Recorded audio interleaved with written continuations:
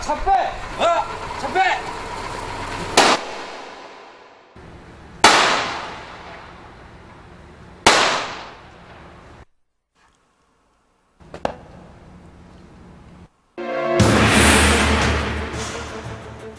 지난 1956년 한 암살 사건이 세상을 놀라게 했다. 김창룡 특무대장이 출근길에 피살된 것이다.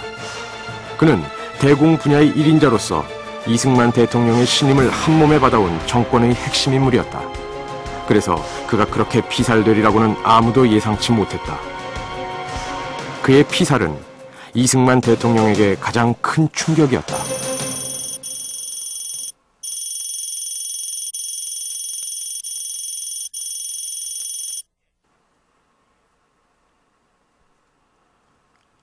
그날 새벽 피살 소식을 보고받은 이승만 대통령은 한 걸음의 시신이 안치된 옥인동 특무대장실로 달려왔다.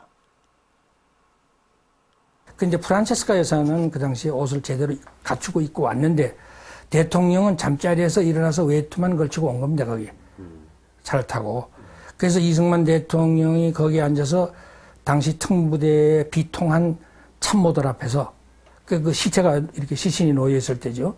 그 시신을 보면서 김 장군은 나를 대신해 죽었다. 그의 죽음은 당연히 순직으로 받아들여졌다. 그의 장례식은 건군 이래 최초의 국군장으로 치러졌다. 동시에 소장에서 중장으로 추서되었다. 그때 그의 나이 불과 40세였다. 하지만 그는 돌아올 수 없는 강을 건넜다. 누가 그를 그렇게 쏘았을까? 왜 그렇게 죽어야 했을까?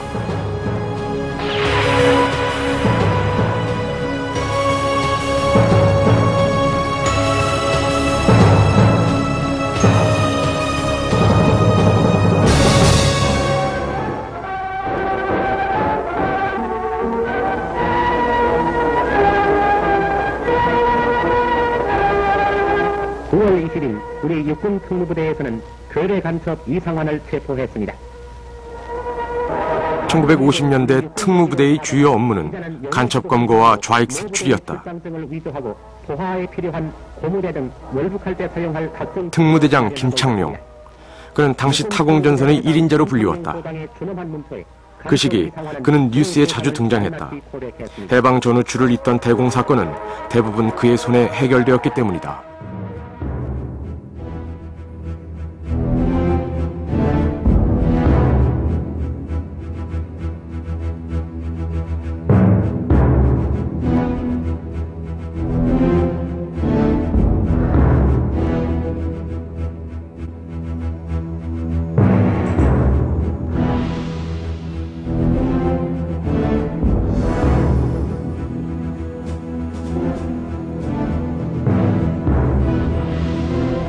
그 사람은 빨간 걸 싫어해요.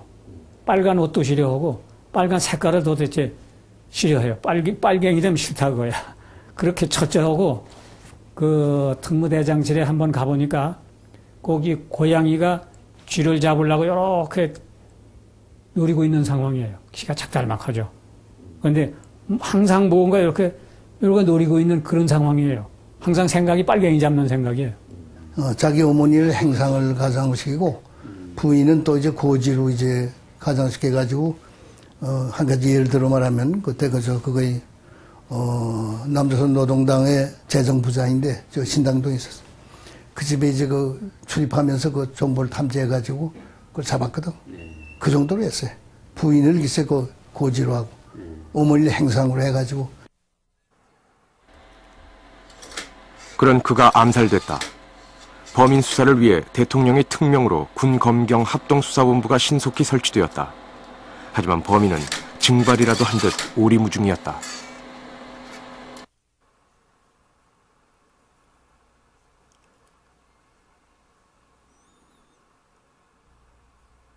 그러던 중 한 일간지에 범인의 몽타주 사진이 실렸다. 범인은 군인이었다.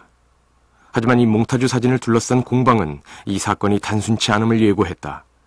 이 몽타주가 신문에 실렸을 때 수사당국의 반응은 의외였다.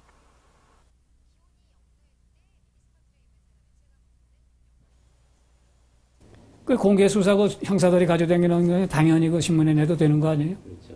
그 다음에 경찰에서 조사를 하세요. 나오라고. 사회부장하고 기자하고. 그 전에 합동수사본부에서, 군경 합동수사본부에서 앞으로 합동수사본부에서 공표해놓은 사실 이외에는 일체 보도하지 마라. 그러니까 브레이크를 건 거예요. 다음 날 강경한 보도 제한 지침까지 내려졌다. 나중에 드러났지만 합수부는 고의로 수사 방향을 돌리고 있었다. 수사 초기에 합수부는 원용덕 당시 헌병 총사령관을 배후로 지목했다. 김창룡 특무대장과 그는 대통령을 가운데 두고 충성 경쟁을 해온 사이였다. 그런 것을 하고 그래서 두 사람의 싸움이 아주 심했죠. 그것은 신문에도 나오고 그랬어요. 그래서 군에서도 뭐 두 사람 싸움이 심하다는 걸 알았죠. 그랬으니까 그러던 와중에 김창룡 장군이 죽었으니까 그건 원영덕 장군 쪽에서 제거했을 것이다.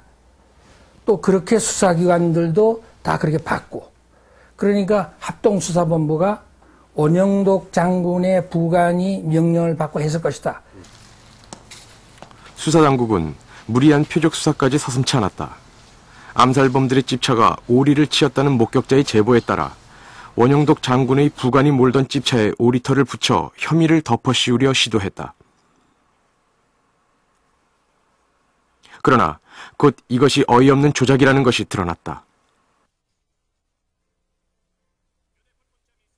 누가 이제 그 오리털을 붙여야 될 건데 거기다가 급하니까 닥터를 붙인 거 아닌가. 그렇게 얘기가 돼서 뭐 그때 그런 수사상의 에피소드가 있고 그랬죠. 그게 만약에 오리털이었다면 이홍군 소령은 그 당시에 걸렸을는지 모릅니다. 자백이 있고 증거가 있고. 그렇게 해서 가면은 묻혀버리죠. 수사당국의 수상한 행동은 여기서 그치지 않았다. 암살범의 행방이 묘연한 가운데 이승만 대통령과 친분이 있던 AP통신 도쿄 지국장이 암살범에 관한 정보를 입수했다.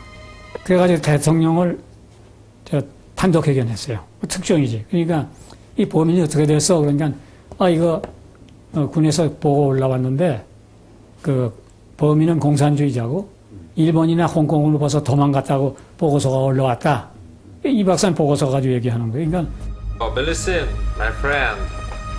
빨갱이 잡던 김창룡의 암살범이 공산주의자라는 정보는 그럴듯하게 들렸다. 그러나 한국인 기자가 기사화를 말리고 나섰다. 그 뭐가 틀렸냐? 넌 아느냐? 안다. 범인은 서울 안에 있는데 그 내일 내가 기사 쓰거든. 가르쳐달라. 안 가르쳐준다. 내가 내일 쓴다. 그 다음날 기사 썼어요.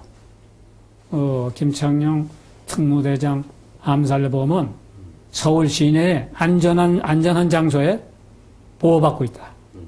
이게 이제 본사로 친 거야. 그럼 본사로 치면 5분 안에 서울로 다시 되돌아옵니다. 암살범은 모두 한국 군인이고